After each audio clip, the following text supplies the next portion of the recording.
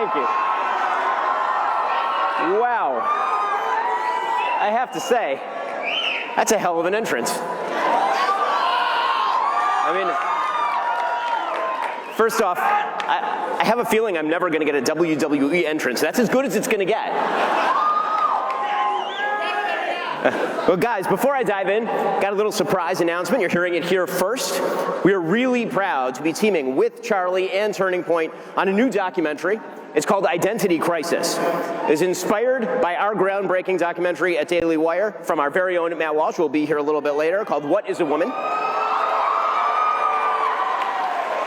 This new film digs even deeper. The documentary is going to premiere exclusively on X Friday, January 10th, 2025. We want to reach as many human beings as possible because people need to hear the message. It will stream on X for a couple of days, then it'll be over at Daily Wire Plus starting on January 13th. Here is the first exclusive look at the trailer for Identity Crisis.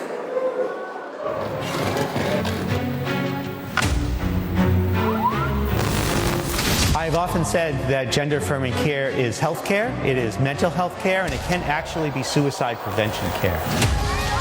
I think I'm gonna take some medicine so I can kind of like transform into a boy, get surgery. After the surgery, I didn't really feel any better. When it stopped being a thing for adults and it started to be a, let's teach this to kids. Total lie, manipulation, it's gaslighting. Please stop. He's a boy, not a girl. How could she do this to my son? What they're talking about is hormonal therapy or sex reassignment surgery on children. I thought fixing me externally would fix me internally. But of course I was wrong. The fact that the state thinks that they're more important and have a better say in what happens to your child over the actual parent's opinion is egregious. Puberty blockers, surgeries, big money makers for hospitals, for physicians. All I want to do is hold my son. Are you asking me to lie to parents? And he said, yes. This is a weaponized use of a parent's sympathy and caring and concern by the left to destroy your child. Let's tell kids that maybe they can be the opposite sex. Maybe they actually are the opposite sex. It is an evil thing to tell children that happiness lies on the other side of puberty blockers or double mastectomies. The left so badly wants to blur these lines. That's a 5-alarm fire. It's criminal.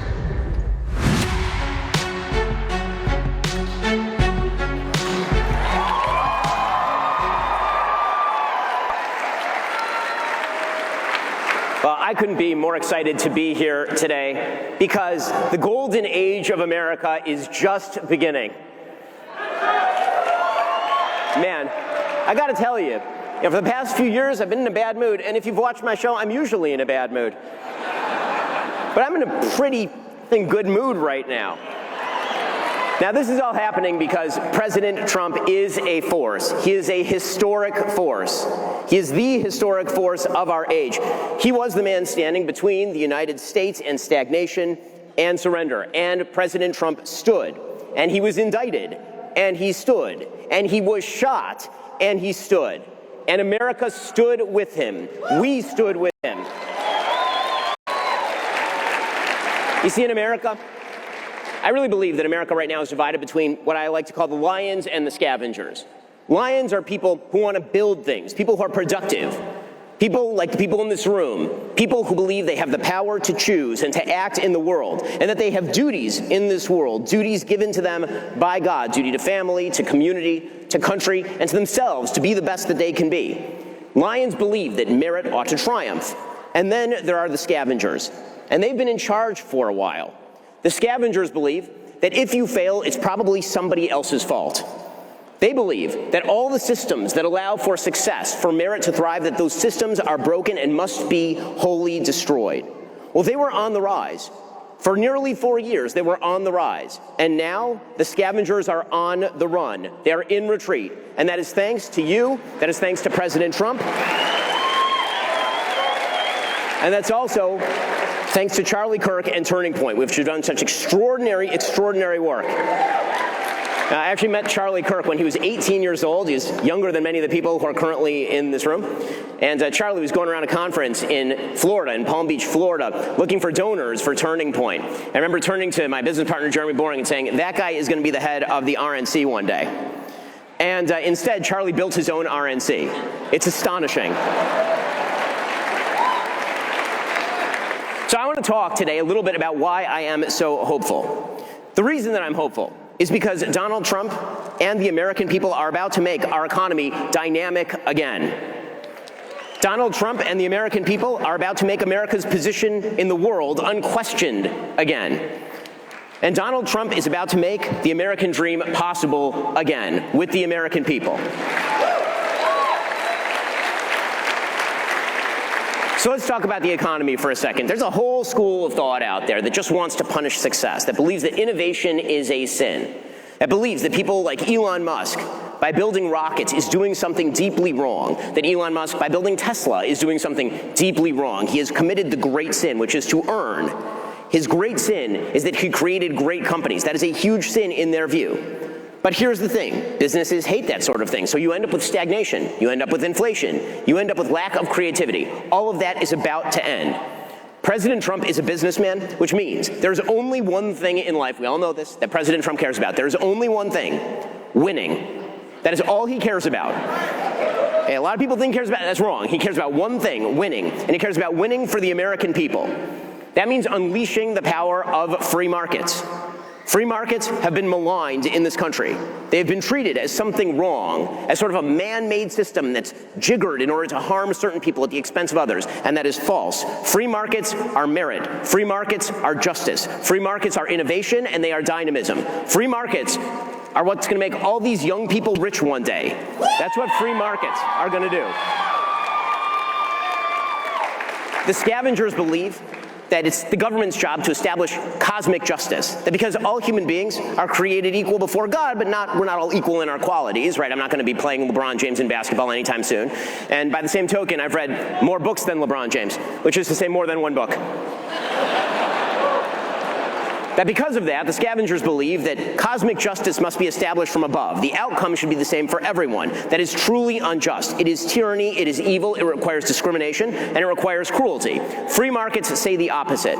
They say that you get to invest in yourself, that you get to take those risks, that you rise or fall on your own merit. They also say that you have to do something for someone else before you get anything else in return. I've said before that free markets are a form of forced altruism, and that's right. Nothing is owed to you. You're not just given things in a free market. You produce. You make things. Life gets better.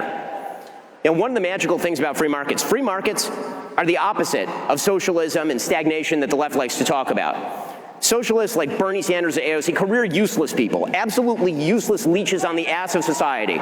These people, they can turn gold into sand. They can turn prosperity into failure. Free markets turn sand almost literally into gold. Imagine the fact that everything on planet Earth, everything in your cell phone, everything in your computer, everything in Elon Musk's rockets has been present on planet Earth since the cavemen. Every single element has been present on planet Earth since the cavemen. What changed? Innovation changed. Dynamism changed because of innovation, because you got to keep what you made, because you got to sell it, because you got to exchange it. These are the principles of freedom and liberty. Because you owned your labor and you owned the product of your mind, you were able to actually create.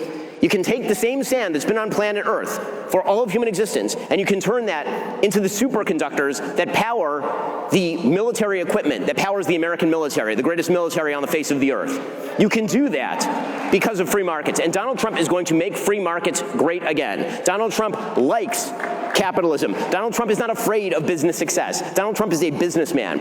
You can see businessmen everywhere are excited about this. I talk with a lot of tech founders, the people who actually found the big companies in tech. And what they say is this is a new founding. It's a business founding. You're going to see an explosion of business in this country like nothing I've seen in my lifetime. And then there is foreign policy. President Trump is going to make America strong in the world again. I had President Trump on a couple of weeks before the election on my show, and we were talking about foreign policy. And he said that his foreign policy is pretty obviously peace through strength, pretty clearly. And I'll tell you what he meant by that in a moment. But he summed it up pretty well in a story. So I threw a fundraiser for President Trump down at Trump Doral in Florida fairly early on in the election cycle. And he and I had a chance to chat. And he was talking about Joe Biden. Now, I don't mean to spoiler alert here. President Trump does not like Joe Biden. Just going to put that out there. He thinks he's not just a bad president, that he's not a particularly wonderful, although I will say I think that Joe Biden probably voted for Donald Trump. And by the way, I know that Jill Biden voted for Donald Trump. There is no question. You see them hanging out, there is no question she voted for Donald Trump. Okay, but what President Trump said, we were talking about foreign policy, and the war in Ukraine came up. And he said, Ben, you want to know why Vladimir never invaded Ukraine when I was president? You want to know? And I said, yes, Mr. President. And he said, well, because I talked to Vladimir I said, Vlad, if you go into Ukraine, I'm going to bomb the shit out of you. And President Trump continued the story. He said, and Vladimir said back to me, no, you won't, Mr. President. And I said, well, I might. And then President Trump said, quite correctly, if there is a 5% chance that that is going to happen, you don't do the thing. This is the thing that President Trump knows, because he is a man who is credible on foreign policy. He's not like our current dead president. Usually, maybe he'll end up on a dollar bill or something, because usually you have to be actually dead to get on a dollar bill. Joe Biden has been dead for a while, so he might make it onto a dollar at some point. In any case, our currently dead president says things like don't, and then the rest of the world just does. Right. Meanwhile, President Trump says that, and the rest of the world goes, ooh, I don't know. This could get ugly. When we talk about President Trump's foreign policy, it is not isolationism. He believes in an America-first foreign policy. And here's what I think that he means, pretty clearly from his foreign policy in his first term. He means three things. One, America's interests are first. Now, this should be obvious. America's interests are paramount, obviously. This should be a truism. American citizens come first, right? We're Americans, we come first. This is America, welcome to America, right? America first does not mean that America has no interests in the rest of the world. I can name off the interests America has in the rest of the world. We have an interest, for example, in seeing that Mexico doesn't ship a bunch of fentanyl up through our border. We have an interest in making sure that China doesn't take control of the trade routes through the Taiwan Strait, through which 92% of world shipping goes. We have an interest in ensuring that China doesn't ship the precursors for fentanyl over to Mexico. We have an interest in ensuring that Iran doesn't threaten American allies. We have an interest in all of those things. Now, that brings us to point two. America's interests have to be carefully calibrated to our investments in them. Okay, that doesn't mean that every solution is the same. So, there are lots of bad things happening all over the world at all times. If America only has a minor interest in a thing happening on another side of the world, we ought not get involved in that thing. Conversely, if we do have an interest in the other side of the world, or close to home, then not only ought we to get involved, we ought to do it in the most efficient possible manner. Which brings us to point number three. When America's interests are on the table, all measures and means necessary to achieve those interests are on the table. That is why President Trump has been hyper-consistent in his application of foreign policy. Contrary to popular left-wing opinion that he's sort of throwing darts at a board or something, that is not true at all. President Trump wants America's allies to be strong enough to stand on their own. President Trump wants to make sure that America's enemies are in retreat. Why? Because anything else wouldn't be America winning, and President Trump wants America to win. Okay.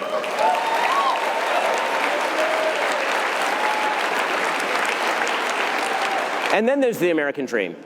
Now, the American dream has sort of been perverted in the United States over the course of the last few decades. But I think it's a pretty obvious dream. It's a dream to get married, to have kids, to be able to live in a community that worships the God that you love, to be able to build a business that you want to build and make that business successful and hire other people, to give charity, to stand up for your country. These are all the things that are elements of the American dream. They were always the American dream. And yet we were told that the American dream is weird. We were told that all of this was weird. I've never seen a bigger political misstep than the entire Democrat media human centipede declaring that J.D. Vance was weird. Okay, the vice president-elect is the least weird person I have ever personally met. That is the most bizarre statement. They trotted out the human inflatable Tim Walz to flail his arms like he's at a car lot off the side of a freeway and pretend that it was masculinity when apparently he has no bones in his wrists. And somehow he wasn't weird. They trotted out Doug Emhoff, who, may or may not have assaulted some ex-girlfriends, a question that the media were totally uninterested in investigating, of course. They trotted out Doug Emhoff. I have personal irritation with Doug Emhoff. Of everybody in the Biden orbit, I hate Doug Emhoff the most. Right, just as a Jew, he drives me up a wall. He drives me up a wall. Doug Emhoff represents Judaism like Osama bin Laden represents Christianity, okay? In any case, they tried out these guys, and they're like, this is the new masculinity. And J.D. Vance, that weirdo with his picture-perfect family and his beautiful wife and his nice kids, living in a nice house, having grown up in really, really horrifying circumstances. You should read his great book, Hillbilly Elegy. And then having built companies, gone to Yale Law School, served in the military. Like, he is the apotheosis of what the American dream looks like, the vice president-elect. And some of them are like, that guy's weird. Here's the thing. We are now in the middle of a normie revolution. Okay, because it turns out a lot of us are normies. A lot of us just want a quiet, good life where we build things and we get to engage in the greatest economy in the history of the world, and we get to live secure in our own place of residence. We don't have to worry about walking out on the street and being physically assaulted by someone. Okay, these are all very, very normal desires and very normal dreams, and that's the American dream. And the left had lost it in so many ways. The left had lost it in so many ways. Now, I remember I was in Los Angeles. I grew up in LA. I was in Los Angeles fairly recently. I left LA because LA has turned into a complete dung heap. It's just horrifying. And I went back. We went out with some friends. I go down the street with my wife, and we have our 24/7 security, which we need, unfortunately. And on the other side of the street, our friends go. They go about 3 cars down. A car pulls up right in front of them. 3 guys jump out of the car and immediately rob my friend and his wife. Okay, this happened like in a very nice area of Los Angeles. This is not normal. So the left kept saying about Donald Trump, he's not normal. Here's the thing, the America he stands for is normal. The America he stands for is good. The America he stands for is great because it is good.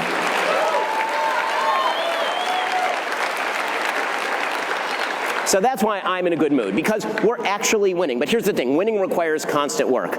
You know, one of the questions that my business partner and I constantly ask ourselves when it comes to the success of Daily Wire, and thank God it's been unbelievably successful, one of the questions that Jeremy Boring and Caleb Robinson and I, we all ask ourselves is, are we good at this, or is everyone else just not very good at this? And the same question should be asked in politics on a constant basis. Are we really good at this, or are the other guys just really crappy at this? Now, let's be real. The other guys are super crappy at this. Okay, they literally ran a corpse.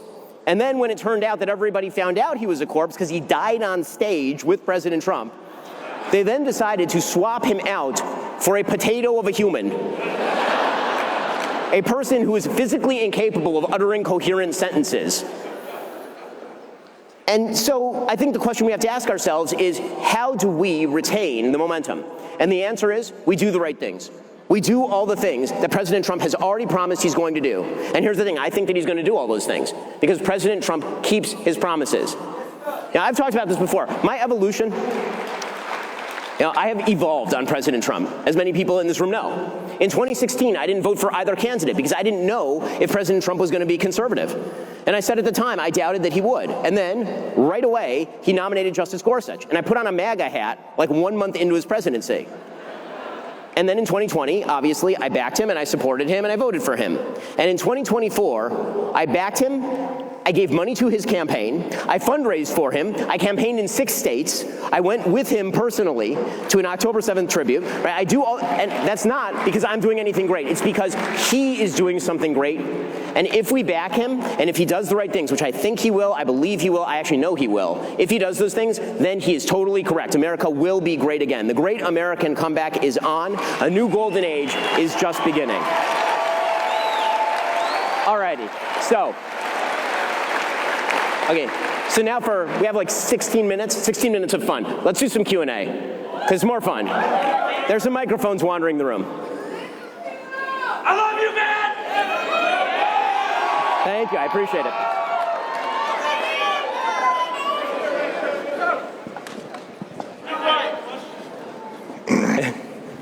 Okay. Hi, Ben. I appreciate all the work you've done with the Daily Wire and everything. You're a great guy, Ben. Look at this guy, great person. So, my question for you is, when you talk about Trump's and his economy policy, I think the biggest thing that I hear all my friends and everyone talking about is tariffs.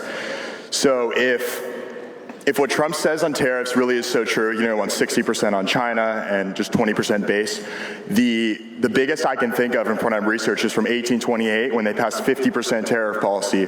So do you think Trump's right in his tariff policy? And if so, why hasn't any president proposed something similar? Okay, so he's asking about Donald Trump's tariff policy. Here's what I think. I'm going to go back to my original statement about Donald Trump and the economy. Donald Trump cares about one thing, and that is winning.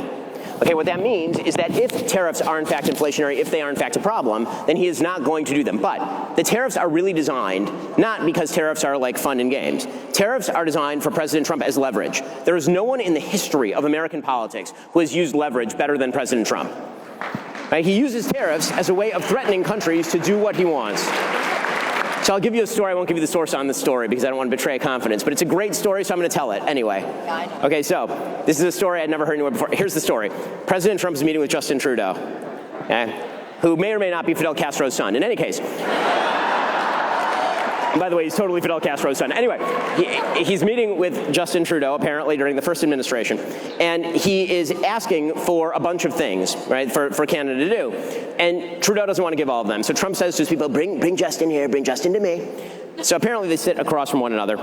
And Trudeau is talking with the president, and President Trump says, Justin, I want you to tell me, if there were one thing I could do tomorrow to completely wreck the Canadian economy, what would it be? And Trudeau goes, well, I mean, Mr. President, there are a lot of things. You're a very powerful country, but if you tariffed our cars, it would be really, really bad. And Trump goes, Justin, I want to teach you a lesson. The first thing not to do in a negotiation is answer the question, if you could do one thing to destroy me, what would it be? So, of course, President Trump continues, I don't care about Canada. I only care about America. So I'm going to tariff all your cars unless you give me what you want. He got what he wanted. Okay, that's how I think President Trump thinks about tariffs.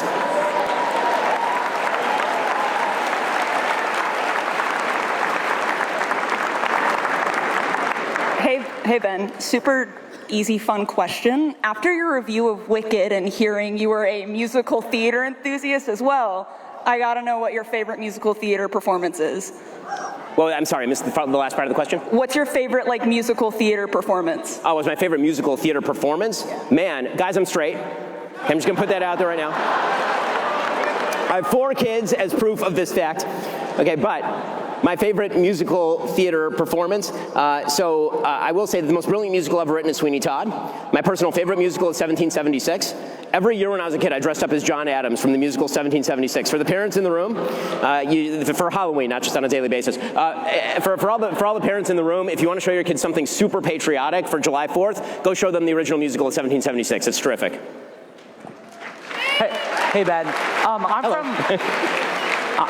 I'm from Western PA near Butler. What was your first reaction when you heard Trump was shot? Oh man, so I mean, my first reaction is, it was actually on a Shabbat, right? It was on a Saturday for me, so I couldn't actually check the news. So my security came to me and they said the president's been shot. And I said, well, is he alive, right? I mean, you got to lead with the news, right? Lead with, he's alive, but he's been shot. And my first reaction was that God clearly wanted Donald Trump to be president. I'm dead serious, because there is no way to watch that tape. There's just no way. And see what happened, and see how close we came to the president's brains being splattered on a stage on national television. And not think that God physically reached his hand down into the world and took President Trump's head and went. That was legitimately my first thought. I was actually, it scared the hell out of me, but in a certain way, it was sort of comforting, because when you see an open miracle, which is what I actually think that was, there's no way that shot should have missed. When I see it, and that's, obviously, it's a tragedy. There are people who are killed, and our condolences go to the families, and we've given money to the families. Okay, but when you see something like that, an open miracle like that, the first thing that you have to think is God's hand is present in the world, and for whatever reason, God's hand is on Donald Trump.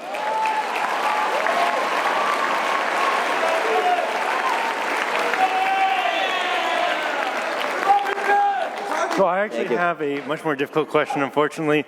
With President Trump coming in, how do you think he'll support Israel's war against Hezbollah and all their enemies, and how do you think that will go? Okay, so I think that President Trump, when it comes to the war that Israel is currently waging against Hezbollah, waging against Hamas, as I say, President Trump's metric is winning. Okay, and because he wants America's allies to win and Israel is an American ally, I think that he will stop slow-walking aid to the Israelis so they can finish the war and finish it fast. He's expressed this many times over. This, by the way, would be the proper solution given that Hamas is an evil terrorist group that is currently holding 4 American citizens hostage, and Hezbollah has killed literally hundreds of American citizens, and Iran has killed thousands of American citizens. Now, I don't think that President Trump wants heavy involvement in the Middle East. In fact, I know he doesn't. But this is the beautiful thing about having strong allies. When you actually allow them to do the things they have to do, they win. And what Israel is doing right now is winning. And that is a good thing. It is a good thing for the world that Israel is winning. I have a kind of controversial question. Who do you believe the greatest pound-for-pound fighter of all time is? I'm sorry, the greatest? Pound-per-pound fighter of all time. Oh, wow, the greatest pound-for-pound boxer of all time. Ooh, I mean, strong case for Sugar Ray Leonard. Strong case for, Rocky Marciano obviously has an undefeated record, but he didn't really fight that many great fighters. But, you know, I'm not sure how many people are into boxing arcana, so we'll leave it at that. Hey, so my name is Sam. One issue that I'm seeing here that I don't think is getting enough attention is the fact that India and Pakistan and various other countries like that are getting billions and billions of dollars from scamming Americans through robocalls and scam calls, and I really don't think it's getting enough attention. And what can we do about that? Well, I mean, I think first of all, when it comes to powers like India, certainly we can use economic leverage to get a crackdown on those sorts of activities, and I would hope that the president does a lot of those things. I think that he will. I also think that when it comes to the intelligence community, there are things the intelligence community can do in gathering information about the criminals who are currently perpetrating this sort of stuff, which is why, for example, Tulsi Gabbard should be approved as DNI.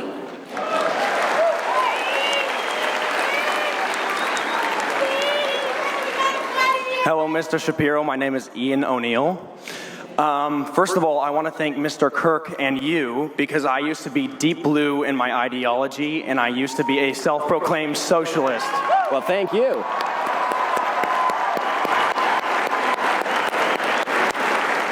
And my main question to you, Mr. Shapiro, is do you believe that Generation Z will be the next greatest generation of the United States of America?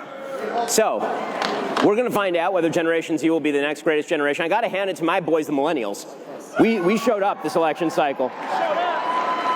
But yes, I think that there is a backlash, and it's coming strong inside Generation Z. I think right now you're seeing a radical polarization inside Generation Z. It's incredibly polarized. You're either seeing blue-haired woke libs, or you're seeing rock-ribbed, MAGA-hatted Republicans.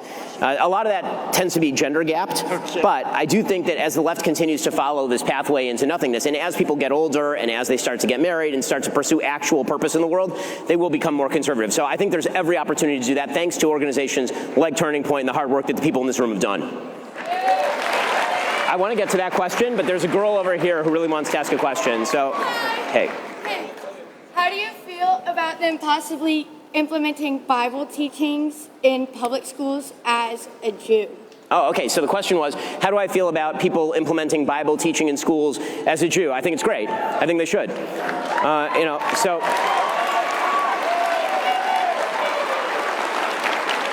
The Bible is the seminal document of Western civilization. You literally cannot be literate without knowing the Bible. The fact that everyone is treating the Bible as just sort of another document or as just a religious text misses the entire point, which is that all of America is built on biblical values, all of it.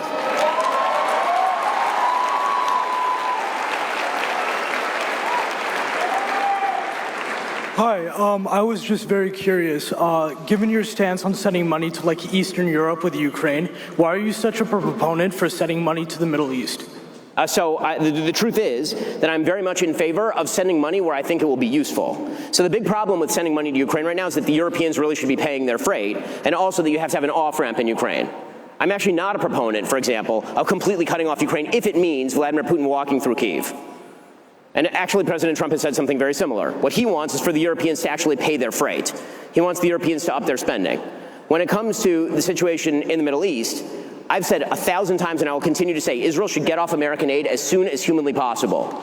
They're in the middle of an existential war right now, and so now would be a particularly poor time to do it, given the fact that President Biden has slow-walked the aid. But having talked not only to American legislators, but also to a number of members of the Israeli government, the only thing I say to them is it is good for you and it is much better for America for you to get the hell off of American aid. Stop being on American aid. I really believe that America needs to stop giving as much aid all over the world to a wide variety of places.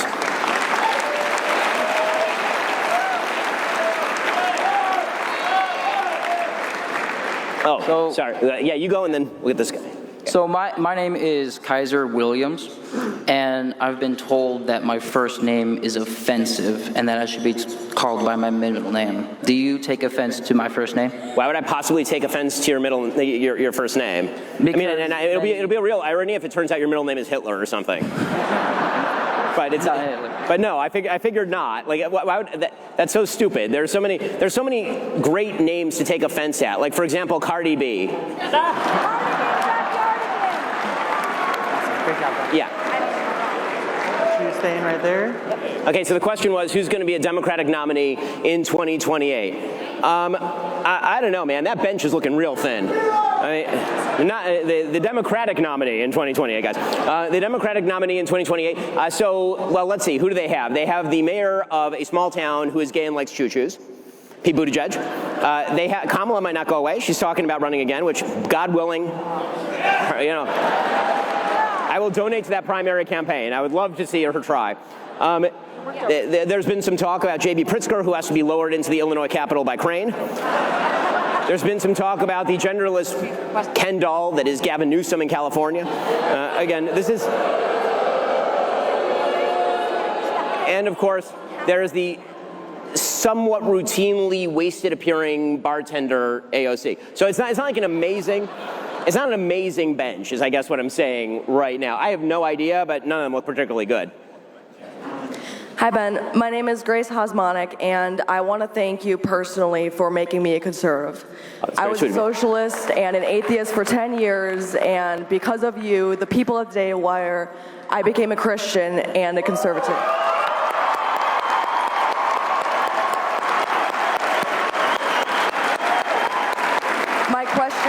My question for you, Ben, is are you concerned like I am that the pendulum will swing in kind in 2028? The Democrats will come back stronger, harder, and better than they were in 2024? So yes, I mean the answer is yes, and I think that everyone in the room should be worried about that, which is why we should work hard to make sure it doesn't happen. Yep. Right?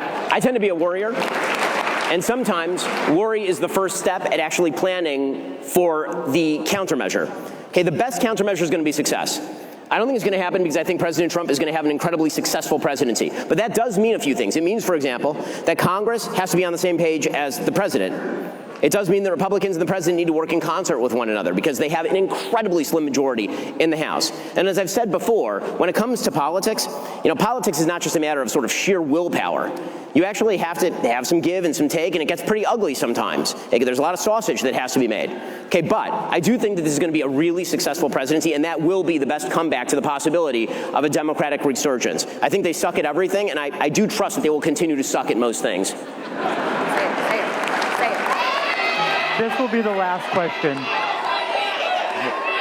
Sorry, she's been waiting. This will be the last question as well. Hi, Ben. My name is Rachel. I am from the blue state of Maine. I've been a fan of you for a long time, so this is a dream come true to ask this question and say hello.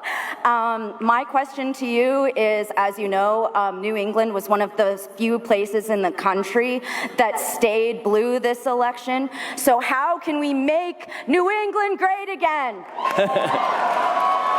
So, number one, New Hampshire came very, very close to turning red. That state came very close to turning red. However, what I will say is that in deep blue states, right, I was from a deep blue state, I was from California, and then I left because it was terrible, and I went to Florida, which is an amazing state. And so if you are in a purple state, I think that you can turn that state red. If you're in a blue-leaning state, like Virginia, I think there's a possibility that from time to time it'll turn red. I think if you're in a deep blue state, you should get your ass out of there and move to a red state. And the reason I say that is because here's some good news. You want a piece of good news? Here's a piece of really good news. Okay, so they screwed up the 2020 census. Okay, they really did. They actually screwed this up. The Biden administration acknowledged they screwed up the 2020 census. If they had done the 2020 census properly, that would have meant that electoral votes would have shifted from New York, Connecticut, Illinois, California to Florida, Texas, and Arizona, which means if they had done the census properly in 2020, Trump would have won without winning any of the blue wall states. That means by 2030, Republicans are in a commanding electoral college position. So, come on down. It's great. Okay, so I just want to finish with this note, guys.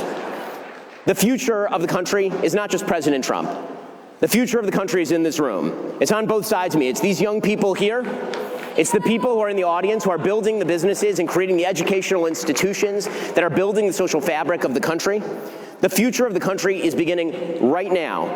And 100 years from now, people are going to look back to this inflection point in American history, and they're going to say, wow, President Trump was right, not just about his own candidacy, but about the American people. The American people, we kick ass. The American people are so great, and we are making the country great again. Thanks so much, guys.